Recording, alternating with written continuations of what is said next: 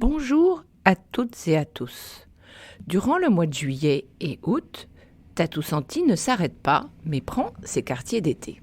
Je vais donc vous suggérer des rediffusions d'invités que j'affectionne tout particulièrement et qui ont une actualité que je vous partagerai.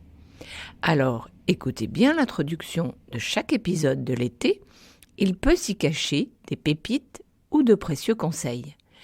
Et si vous avez aimé l'épisode, partagez-le ou écrivez un commentaire sur Tatou Senti Apple Podcast. C'est une façon d'aider Tatou Senti à continuer. Aujourd'hui, c'est Thierry de Bachmakov dont je vais vous parler. Designer de flacons, mais aussi directeur artistique. Il est à l'écoute de son temps, ne cesse de chercher pour faire évoluer et être dans son temps. Pour lui, l'innovation commence là où le futur semble vous sourire. C'est un homme plein d'humour et de joie de vivre, vrai avec beaucoup d'humilité.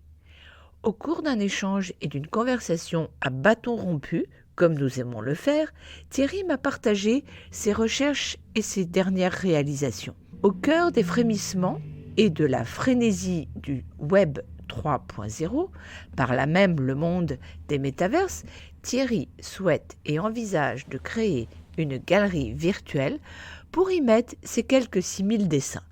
Le sujet l'intéresse afin de voir comment le parfum se penche et envisage son avenir dans les métaverses. Sinon, il est sur le point de lancer une plateforme de rouge à lèvres, Chiki, des rouges à lèvres éco-responsables, recyclables, rechargeables et personnalisables. Alors, attention, regardez quand ça va sortir. Enfin, parmi les derniers nombreux projets réalisés, il y a Girl de Rochas, oui, la marque de parfum haut de gamme du groupe brésilien Boticario, où Thierry a réalisé une mission globale, et le rouge à lèvres de la marque chinoise Marie Delgar. Et maintenant, sans plus tarder, à vos écouteurs pour savourer les passionnantes histoires de Thierry. Donc, bonjour Thierry. Bonjour Bettina. Alors, aujourd'hui, j'ai cru comprendre que ton actualité, c'était Jus, qui veut dire joyau unique et sensoriel, et qui est la marque que tu viens de lancer. Donc, est-ce que tu peux nous raconter sa genèse et nous en dire un peu plus dessus ? Alors Jus, en fait, c'est vraiment au départ une histoire d'agence. En fait, c'est une création d'agence au sens pur du terme. Un exercice de style, en fait, je vais plutôt appeler ça comme ça. C'était comment mettre dans la parfumerie tous les ingrédients de l'actualité, alors que la parfumerie, c'est plutôt au départ traditionnel, conventionnel même à la limite. Donc j'ai pris les thèmes que l'on voyait beaucoup sur Internet, comme le upcycling, l'open source, le collaboratif. Je me suis dit, je vais mettre tout ça dans un shaker. Secouer le tout et ça a donné jus. Exactement, c'est tout à fait ça, parce que même le mot jus, moi, voyant en fait des parfumeurs passer à la maison, ou en ayant côtoyé pas mal de parfumeurs, ils emploient souvent le mot jus, que je trouvais assez moche en fait. Je trouvais que c'était assez vulgaire même. Enfin, pas vulgaire, mais un peu brut de décoffrage, si tu veux. Bon, c'est le terme que l'on emploie dans le métier. Hein. Oui. Tout comme le nez, quand on parle de parfumeur. Voilà. Exactement. Moi, quand on parle de nez, je vois toujours le nez de Gogol, si tu veux. Et Jus, pareil, fait partie peut-être des clins d'œil de la marque. Et en fait, au départ, c'était pas une marque, donc c'était un exercice de style. On s'est amusé à bâtir autour toute la complexité d'un projet. Alors, pour les flacons, on s'est dit, puisqu'on va faire du upcycling, on va prendre des flacons qui existent. Je suis allé au puce dans une petite échoppe qui s'appelle Tambu du Camion, qui fait plein de récupération de stocks d'objets divers et variés. Et ils avaient des flacons, donc on a acheté genre 200 flacons, si tu veux, qui étaient... Alors, là, ça va faire rire beaucoup de gens, mais ils étaient avec des bouchages verre sur verre, donc une étanchéité relative quand même, enfin ceux-là en tout cas, et on s'est dit qu'est-ce qu'on va en faire, parce que c'est bien, l'upcycling c'est comment partir d'un objet existant, lui donner une nouvelle vie. Eh bien, on s'est amusé, et là pareil, ça va faire sourire beaucoup de gens, mais on les a recouverts de ballons de baudruche. Mais ça leur a donné d'un seul coup un éclat assez original. Ils avaient de suite un côté pop, fun et très marrant à voir. Oui, parce que c'était des baudruches de couleurs assez vives, si je me souviens bien. Oui, on a pris des couleurs qui tapaient. Je veux dire que le résultat, oui, on avait ce côté un flacon. Bon, je pense que les flacons devaient dater des années 30. C'est difficile de savoir parce que c'est pas daté. Avec une répartition de verre un peu bizarre, donc pas très nette. Mais de suite, en mettant le ballon de baudruche, ça a donné un toucher soyeux, une finition parfaite. Bien évidemment, c'était incompatible avec du parfum, mais ça fait rien, on s'est dit on va aller jusqu'au bout. Donc toutes ces notions, l'upcycling, le do-it-yourself, comment est-ce qu'on avait fait? On avait mis dans une boîte tous les ingrédients pour faire soi-même le flacon pour le finir. C'est-à-dire le ballon de baudruche, il n'était pas monté, la petite notice comment faire, les étiquettes à coller soi-même. Et donc on a fait 200 kits comme ça. Et on s'est dit tiens, on va faire un peu une opération de communication. Sur cet entrefait, on nous a proposé une superbe place dans un salon qui n'a fait qu'une seule session, qui était sur le salon Alternative à Paris, sur le parfum de niche. Et ils nous ont offert un stand énorme, 60 mètres carrés, à remplir, avec ce projet, parce qu'ils voulaient un projet un peu happening et un peu sympa. Alors on a fait la même chose pour meubler le stand, parce qu'on n'avait pas de budget pour faire le stand. On est allé voir un ami qui a une boutique vintage rue de Turenne, et il nous a prêté tous ces meubles vintage des années 50, 60, 70. Donc on avait encore une fois le côté pop qui revenait, le côté réutilisation, parce que c'est à nouveau de la réutilisation. Donc ça rentrait vraiment dans la logique du projet. Et on a mis tout ça, on a présenté ça comme ça. Et en fait, il y a plein de professionnels qui sont venus nous voir en nous disant mais quand est-ce que vous vendez la marque et où est-ce qu'elle va être distribuée? Alors que c'était pas du tout le principe. C'était juste de s'amuser et de faire un truc fun. Voilà. À partir de là, on a dû se poser la question de savoir ce qu'on allait faire de jus. D'où la naissance de jus. Mais sur le salon, il y avait un parfum qu'on pouvait sentir ou... Un seul parfum. Oui. Et ça, c'est le début de la collaboration avec Céline Elena, qui a joué le jeu d'entrée de jeu, parce qu'en fait, le thème de l'open source, par exemple, je me suis dit, l'open source, comment est-ce qu'on va faire ça avec du parfum? Je lui ai dit, est-ce que tu es d'accord pour que l'on affiche la formule? Elle m'a dit, ouais, pas de problème. De toute manière, une formule, après tout, aujourd'hui, n'importe qui avec une chromato peut te la décortiquer. Après, plus ou moins bien réinterprété, mais en tout cas, on peut le faire. Donc, l'open source, c'était ça. Et d'ailleurs, la réaction des gens, et c'est là où on se dit finalement, on a tapé assez juste, c'est qu'en montrant la formule, il y a plein de gens qui ont dit, mais c'est vrai qu'être parfumeur, c'est pas simple. Parce qu'il y a plein de gens qui pensent que finalement, 3 ingrédients mis à côté, ça fait un truc. Eh bien, pas du tout. Et en fait, en réalité, les gens ont dit, ça valorise le travail du parfumeur. Et en fait, finalement, c'était assez juste. Et ça nous a conforté dans l'idée que parler d'open source, ça pouvait paraître un peu décalé, mais en fait, c'était assez intéressant comme notion. Et qu'on va garder sur jus. Donc les formules sont affichées. Et alors, au-delà de ça, quel était le ton et le propos olfactif du parfum? Alors, comme je dirais comme beaucoup de marques de niche, là-dessus on n'est pas innovant, c'est carte blanche aux parfumeurs. Donc Céline est partie sur une promenade sur la route nationale 7 en descendant vers le sud, ça tombait bien parce qu'on est originaire de la région. C'est quelque chose de joliment frais, joliment vert, on va dire, avec cette chose indescriptible des parfumeurs qui ont une vraie créativité naturelle. Il y a quelque chose en plus, on ne sait pas trop quoi déterminer. Je te ferai sentir, j'en ai encore là. L'original, on a dû le retravailler un tout petit peu parce que, évidemment, il a été fait de façon très. Mais c'était le but brutal. On l'a fait, boum, c'était comme ça. On n'a rien demandé en plus à Céline, tu vois, comme on avait fait au tout début sur Different Company. C'est tel qu'elle le pensait. Voilà. C'est 95% le même aujourd'hui, mais il y a eu juste une petite évolution. Et alors aujourd'hui, la suite de l'histoire après ce salon? La suite de l'histoire, c'est que, en ayant, j'allais dire, ce bébé entre les mains qui n'était pas destiné à être un bébé, finalement, c'est une procréation involontaire. On s'est dit, il y a peut-être quelque chose à faire. Et il s'avère qu'à ce moment-là, 2 de mes clients cherchaient un projet à initier aussi de leur côté. Brigitte Wormser et puis Jean-Baptiste Roux, et ils cherchaient un projet. Ils voulaient plus retourner dans un groupe, et ils avaient envie de faire un truc beaucoup plus personnel. Et ils avaient entendu parler de Jus, parce qu'on avait fait un peu de com là-dessus, finalement. Et ils ont dit, nous, ça nous intéresse, on voudrait le lancer, on va s'occuper du financement, on va s'occuper... Parce que, évidemment, pourquoi est-ce que nous, c'est un exercice de style? Moi, j'ai jamais eu la prétention de dire, je sais tout faire. Je sais concevoir, je sais imaginer des projets, mais je sais pas les développer. Et Dieu sait si c'est compliqué. Donc, il faut savoir mettre autour de la table d'abord les gens qui savent le développer, et qui savent aussi, parce que là, moi, travailler avec un parfumeur et être extrêmement, totalement libre, ça je sais faire parce que finalement j'estime que je lui fais confiance. J'adore faire confiance aux créatifs. J'aimerais bien qu'on fasse pareil avec moi, mais c'est pas toujours le cas. Et d'accord. Et c'est ça qui est intéressant. Mais si tu dois lancer 11 fragrances, il faut quelqu'un qui pilote. Hein, il faut un chef d'orchestre. Et donc Brigitte, c'est son métier. Et Jean-Baptiste, lui, c'est un marketeur développeur. Et donc ça fait un trio plutôt efficace. Et en plus, ils avaient les contacts pour trouver les financements. Donc moi, le projet Jus n'est pas un projet dans lequel je suis, j'allais dire, majoritaire. Je suis initiateur. J'ai la direction artistique, évidemment. Je suis à l'origine du projet, mais je veux dire, le vrai développement va se faire en équipe. Et c'est aujourd'hui la vérité, c'est l'équipe, évidemment. Voilà. Donc c'est là où on en est pour l'instant, et c'est au stade de l'évolution de la mise en place avant de faire le lancement. Ah ben le lancement c'est bientôt, hein, c'est septembre.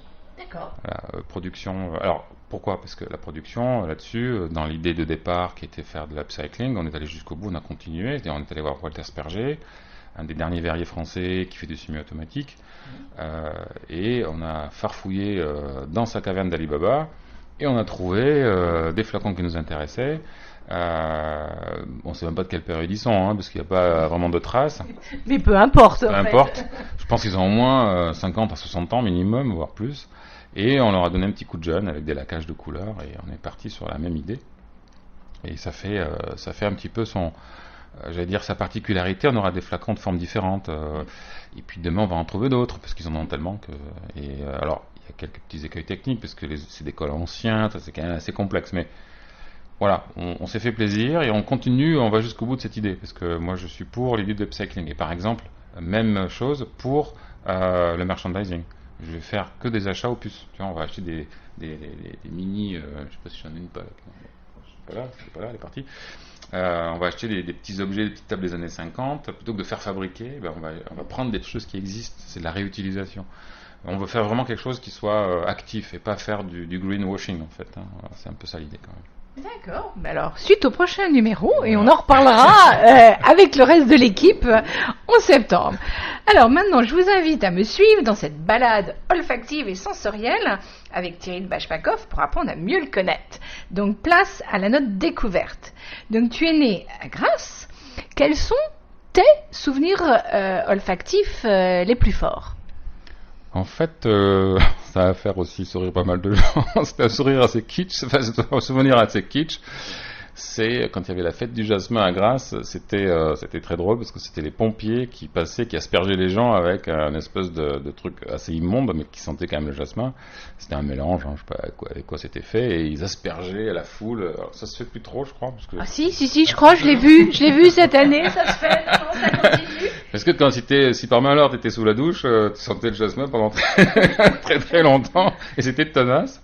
Ça c'est mon souvenir le plus marquant, parce qu'après il y a les odeurs, vraiment les odeurs de Provence telles qu'on peut les aimer, qui sont des odeurs plus, j'allais dire... Et quelles sont tes odeurs de Provence? Parce que tout le monde a... moi c'est quand je marche dans la forêt, dans la campagne, avec mon père qui marchait beaucoup, avec qui parfois j'allais à la pêche aussi. Quand tu marches, non, faut pas marcher dessus, enfin quand tu marches sur du thym par exemple, ça sent le thym. C'est cette odeur-là que je retiens dans cette campagne provençale au-dessus de Grasse. Il y a beaucoup de thym un peu partout. Quand tu montes sur Saint-Vallier ou même plus loin vers Andon, c'est cette odeur-là qui est très particulière. Donc c'est des odeurs assez aromatiques. Complètement. Oui. C'est pas floral au sens classique du terme, même si le thym fait des petites fleurs. Ce sont des odeurs plutôt aromatiques et qui se dégagent naturellement quand tu marches finalement. Plus quelques odeurs de champignons aussi. Parce que mon père adorait aller aux champignons, donc on a passé des week-ends entiers à chercher les champignons. D'accord. Et en dehors de ce jasmin dans Grasse, est-ce que pour toi, à cette époque, tu as des souvenirs d'odeurs ou de parfums de la ville? Alors oui, Grasse à l'époque, ça sentait le parfum ou ça sentait les arômes. Parfois c'était un peu écœurant, mais dans Grasse même, il y avait des usines dans le centre-ville, parce que dans les années, donc, on va dire 70, quand je devais avoir 10 ans, je traversais souvent la vieille ville, et là, sortaient des bouches d'égout des odeurs, mais des odeurs olfactives, parfois très fortes, aromatiques aussi. C'était très particulier. Hein. Ça n'existe plus, évidemment, parce que... Oui, puisqu'ils ont tout enlevé. Oui, avoir des usines d'Engrasse. D'ailleurs, c'est surprenant, on se dit, tout le monde a eu beaucoup de chance. J'ai visité d'ailleurs un jour dans un couvent l'ancienne usine Niel. Oui, si bon, vous l'avez vu aussi, voilà. c'est quelque chose. Hein. Particulier quand même, Oui. c'est surprenant d'imaginer des gens travailler là. Et d'ailleurs, le sol est imprégné de produits chimiques, ou pas, ou naturels peut-être. Ça montre bien que l'activité parfumerie d'Engrasse était dans la ville. Et moi, petit, c'est ça. Je traversais. Alors, il y a une odeur qui est absolument indescriptible, que tout le monde connaît quand on a été à Grasse, qu'on a été dans des endroits où il y a une succession de travail olfactif qui a été fait. Il y a cette odeur qui reste que je ne pourrais pas décrire. C'est un amalgame de tout ça. Cette odeur-là qui peut-être symboliserait assez bien Grasse et son activité parfumerie, mais c'est une odeur indescriptible. Puis qui change et qui bouge selon ce que les gens travaillent aussi, j'imagine. Oui, mais c'est le cumul. Quand tu rentres dans une pièce, notamment quand tu visites ce qui reste de cette usine, cette odeur, elle est là. Et on ne sait pas ce que c'est exactement. C'est le cumul de ces années de mélange olfactif. C'est le mystère du parfum qui reste encore entier tout de même. Oui. Alors en fait, Bachmakov ne sonne pas très français comme nous. Donc peux-tu nous raconter brièvement un peu l'histoire de ces Bachmakov? Bachmakov, en effet, je ne pourrais pas dire que c'est provençal. On ne me croirait pas.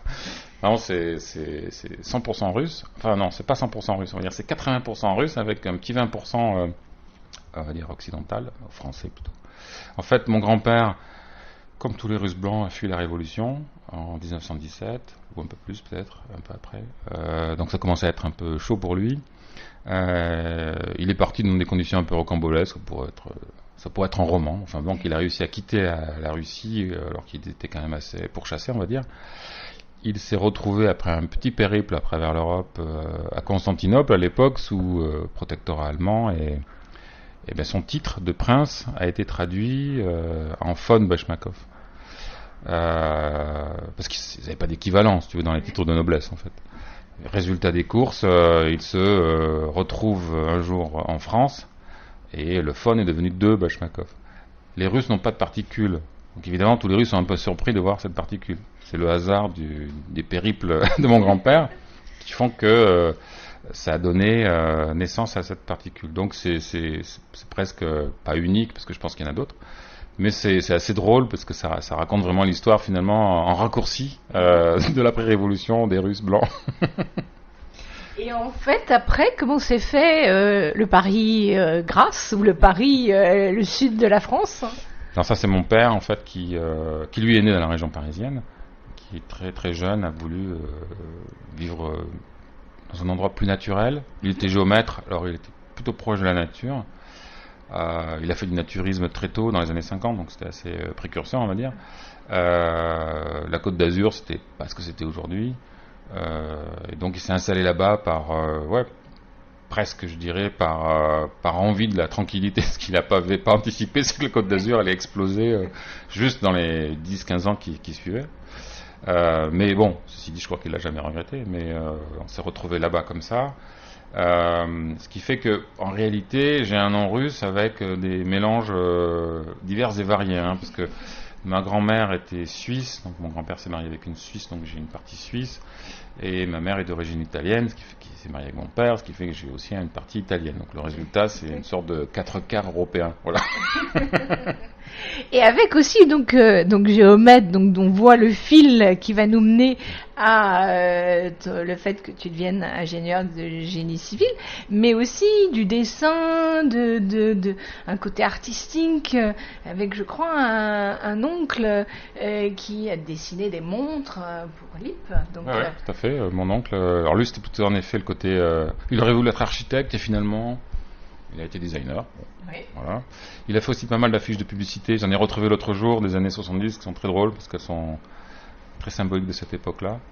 Donc il avait un très bon coup de crayon et dessinait très bien.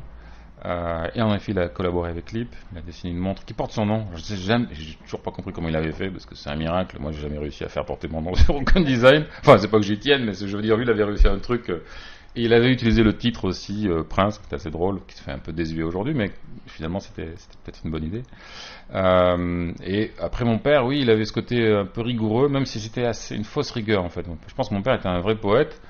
Mais je pense qu'il a préféré partir dans une carrière plus, j'allais dire, cadrée. Parce que finalement, comme tous les gens qui sont un peu libres dans leur tête, ils ont un peu peur aussi de se retrouver confrontés à une société compliquée, en fait. Donc, il voulait être géomètre. Moi, il voulait que je sois fonctionnaire. Oui, il y a un côté cadré, sûr, structure. Voilà. Ça lui faisait un peu peur, tous ces métiers artistiques. Finalement, bon, je crois qu'au fond de lui-même, c'est pas ce qu'il voulait, mais c'était exprimé comme ça, quoi. Alors, donc en fait, tu es ingénieur en génie civil. Pourquoi as-tu choisi cette voie et comment ça s'est fait? Ça s'est fait de façon, je dirais pas naturelle, non, ça s'est fait parce qu'en effet mon père m'avait un peu poussé sur la partie technique. Je voulais être aussi architecte, mais de ce point de vue-là, le pragmatisme de mon père, un peu de mon oncle aussi qui travaillait à Lumini aussi, participait à l'université de Lumini, il y avait une formation d'architecte.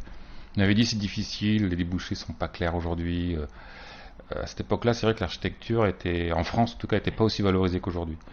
D'où le fait que finalement je me suis orienté vers le génie civil qui semblait le truc le plus, pas le plus facile non, mais le plus, j'allais dire, tranquille, dans le sens où, oui, après j'ai trouvé un job, en fait moi j'ai trouvé un job assez rapidement sur le palais des festivals de Cannes, le nouveau palais des festivals, qui était parce qu'il y avait l'ancien, maintenant ça c'était donc le nouveau, et puis après j'ai travaillé sur le palais Acropolis à Nice, donc c'est les deux chantiers sur lesquels j'avais travaillé. Bon, j'avais assez vite fait le tour quand même, ça m'ennuyait un tout petit peu. C'est là que j'ai décidé de monter à Grasse pour dessiner des flacons de parfum. Alors, quand je dis ça, les gens disent c'est quoi le cheminement? Je n'en ai pas. C'est-à-dire qu'en fait, du jour au lendemain, j'ai dit mais non, je vais faire des flacons de parfum. Pourquoi toujours avoir un cheminement? Exactement. C'est construire quelque part du plus grand au plus petit. Voilà, exactement. Et moi, c'est concevoir. Oui, et puis, je sais pas, naïvement, je me suis dit, le flacon de parfum, c'est un mode d'expression qui a l'air assez libre. C'était vrai et faux à la fois. Bon, mais à l'époque, n'ayant pas du tout d'expérience ni quoi que ce soit, et n'ayant pas de formation de design non plus, je me suis dit, tiens, je vais le tenter. Alors, ça peut paraître très étrange, j'ai pas plus d'explications que ça à donner, sauf que bon, évidemment, je me suis dit, je vais me préparer un peu quand même, puis d'abord, je sais même pas comment ça marche, donc je suis allé voir Jean-Claude Delena pour lui demander s'il connaissait pas des gens à Paris, pour m'aider autres, il m'a donné quelques contacts, et avant d'y aller, j'ai fait un truc assez, qui fait encore sourire, mais j'ai gardé la photo, je l'ai pas avec moi, mais j'ai sculpté des formes dans du plâtre. J'avais jamais fait ça de ma vie, hein. Bon, je voyais dans l'espace, hein, puisqu'on dessinait quand même dans l'espace. Et j'ai dessiné, je sais pas, je me souviens plus exactement, une vingtaine d'objets qui pouvaient ressembler à des flacons en plâtre et que je présentais comme ça sur un petit théâtre. Ça fait très naïf aujourd'hui avec le recul. Bon, c'est il y a 30 ans, un peu plus même. Ça fait très naïf sur la base. Et pourtant, à l'époque, je sais que les gens ils étaient quand même un peu interloqués. Ce mec qui débarque de nulle part.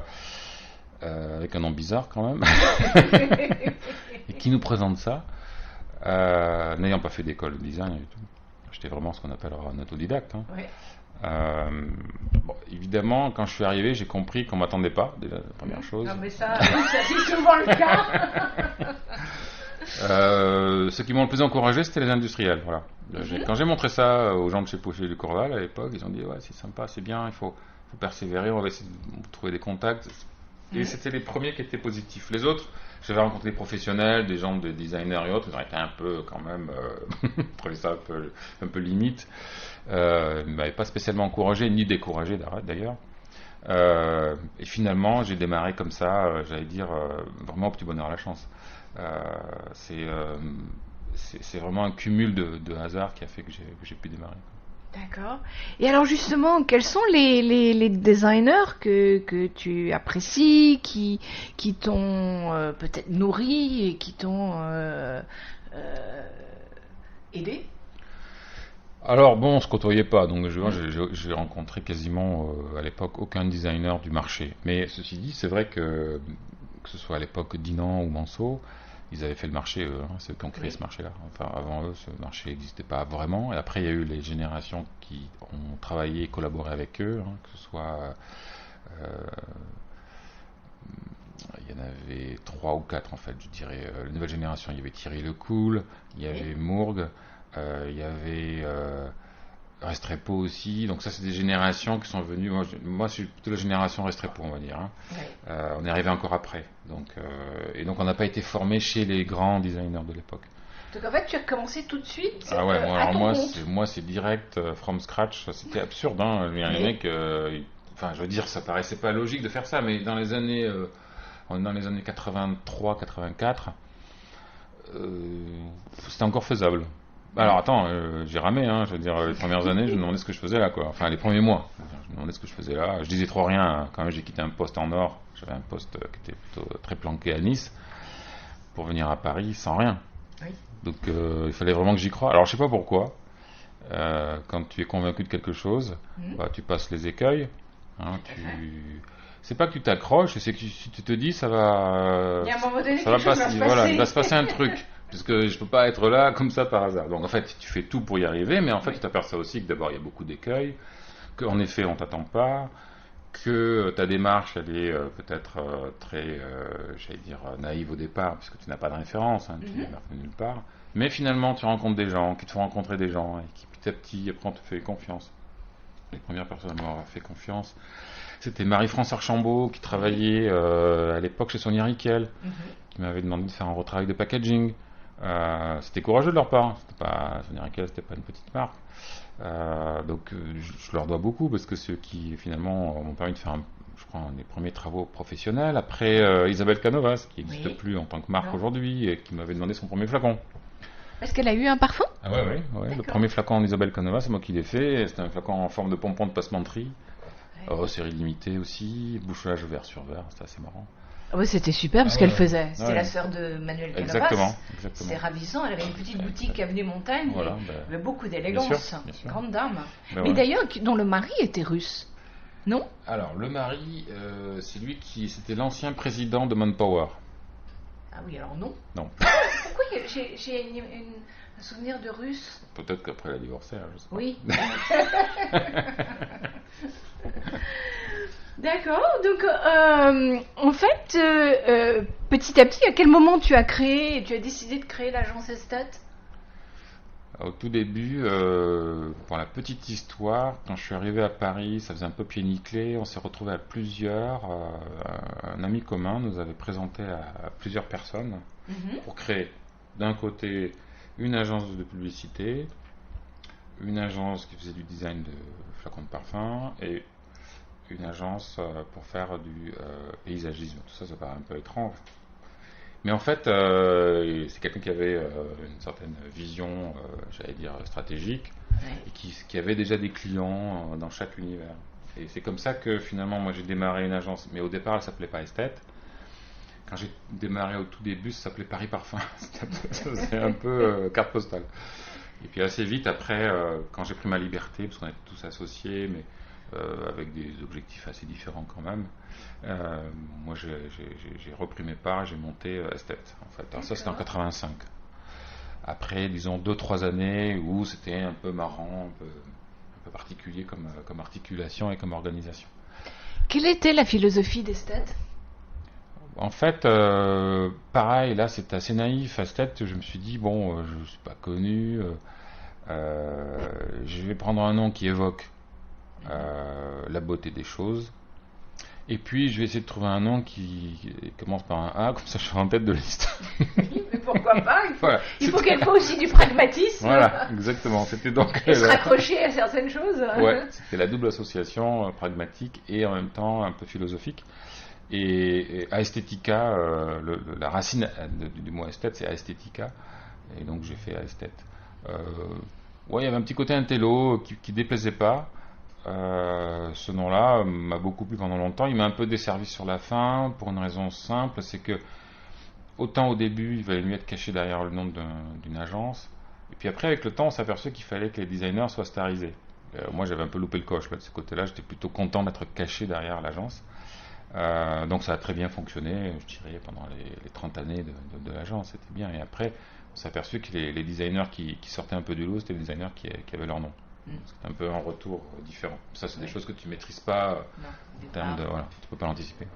Et son ADN, comment tu l'aurais décrit d'Esthète? L'ADN d'Esthète, en fait, c'est ce qui plaisait aux clients, c'est que justement, Esthète, c'était une sorte un vrai caméléon. En fait, hein. C'était, quand on faisait du Esthète, on ne faisait pas à la manière d'Esthète. Esthète s'imprégnait de la marque et faisait vraiment l'ADN de marque. Et c'est ce qui a plu ce qui plaisait aux gens, c'est que quand on faisait du Bulgari, on faisait du Bulgari, et quand on faisait du Cartier, on faisait du Cartier. Et c'était pas du Thierry de Bachmakov, c'était juste, on s'immerge, on s'immerge et on traduit au mieux, comme si on était intégré dans la maison. Je pense que c'est ce qui a beaucoup plu. Et justement, ce que je te dis, c'est qu'à un moment donné, il y a eu un changement où les gens cherchaient plutôt des personnalités. C'est-à-dire qu'à un moment donné, c'est pas ça que les marques cherchaient, enfin en tout cas les marketeurs avaient l'impression qu'il fallait trouver une forte personnalité, donc ils sont allés draguer des designers qui n'avaient rien à voir avec cet univers-là. Mais qui avaient des noms plus connus des signatures fortes. Ouais. Alors ça a donné parfois des choses heureuses et parfois des choses pas forcément très différentes, mais ça c'est une question de démarche en fait. Et nous, enfin moi en tout cas j'ai vu le truc arriver venir et je me suis dit tiens c'est vrai qu'il y a un truc là que j'ai pas senti assez tôt. Alors aujourd'hui, le métier, le marché a changé. Donc Esthète est devenu de Bachmakov. Donc peux-tu nous en dire plus sur cette nouvelle aventure? C'est comme une page qui s'est tournée du livre de 30 ans et avec un nouveau livre. Parce qu'en fait, on en revient à la discussion précédente, c'est vrai que c'est le nom Alors je dis pas qu'Esthète était pénalisant. Hein. Je dis juste qu'à un moment donné, les gens préféraient acheter une personnalité. Alors c'est un peu bizarre parce que c'est un changement radical, hein. Mais c'était un peu nécessaire. En plus, la taille des agences aujourd'hui, une taille d'agence, je dirais moyenne, est assez complexe à gérer. Donc en fait, l'idée c'était de changer un peu le mode de fonctionnement. D'abord en étant plus personnel entre guillemets, je peux avoir des aventures plus personnelles. C'est-à-dire notamment création de marque. Aujourd'hui, a priori, le plus important, c'est de savoir créer une marque plutôt que de savoir créer un design. Savoir créer un design, aujourd'hui, c'est quelque chose d'assez, je dirais pas simple, mais ça c'est largement plus ouvert. Non pas à cause des outils informatiques, parce que la 3D, c'est un bel outil, mais si t'as pas d'idée, t'as pas d'idée. Hein. Par contre, il y a aujourd'hui une recrudescence du nombre de designers bien formés. Donc une marque peut très bien être intéressée par juste un freelance qui n'a pas forcément d'expérience mais qui sait concevoir une forme. Donc aujourd'hui, et puis aussi tu as aussi un autre phénomène, c'est les intégrations. C'est-à-dire que tu as quand même des marques qui ont plus de designers que toi-même. Donc résultat, finalement, alors ils font parfois un peu appel à l'extérieur. Et ça, les marques ont commencé à intégrer des designers à partir de quand? Alors, en France, c'est tardif. Hein. En France, ça a une petite dizaine d'années, voire un peu moins. Au Japon, ça a toujours été le cas. Au Japon, le designer, c'est la porte à côté du président. Nous, le design, ça a toujours été une sorte de machin hybride. Je me souviens d'un titre, mon père lisait beaucoup de magazines d'archi et de design, un truc qui s'appelait Créer, déjà... en 1900, je sais pas, par exemple 75. Je me souviens du titre, c'était à quand l'avènement du design en France, en 75. Ça veut dire que déjà en 75 on se posait la question, mais 20 ans après on se la posait encore. Le design a toujours été considéré comme quelque chose de cher, inutile, futile. Alors à quoi c'est dû? Est-ce que c'est dû aux années 60 où il fallait faire des produits populaires, pas chers, parce qu'on a été touché par ça en France. Hein. Du reste, quand on voit le parc automobile français des années 60, c'est à pleurer de tristesse. C'est pas pour rien, c'est qu'il c'était pas des designers qui faisaient le boulot, c'était des ingénieurs. Et en France, on a une politique d'ingénieurs, pas de designers. Et donc, évidemment, quand je vois ce rapport de force qu'il y avait, je me souviens, il y avait une blague qui circulait entre Thomson et Sony. On disait que chez Sony, il y avait 400 designers et chez Thomson, il y en avait 2. Voilà, oui, la création en France, c'est pas ce qui a été le mieux vu. Voilà, exactement. Donc, Donc après, si tu veux, nous, on est arrivé à une période où le design dans la parfumerie a pris son essor. Et puis après, c'était la période des intégrations. Alors, tout le monde ne le fait pas, hein, mais ça semble logique que ça se fasse. Donc ça veut dire que tôt ou tard, nos métiers disparaîtraient. Oui. Voilà. Donc, par anticipation aujourd'hui, je dis, je dois peut-être être plus proche de la création des marques que de la création seule, hein, en termes de design, par exemple. Merci à Thierry pour cet échange riche et passionnant. Si vous avez aimé cette conversation, il y a un 2e épisode à écouter. Puis, je vous recommande de vous abonner sur Apple Podcasts, Deezer, Spotify ou Audiomine pour ne manquer aucun épisode et surtout partager celui de Thierry de Bachmakoff. En attendant la semaine prochaine, sentez-vous bien.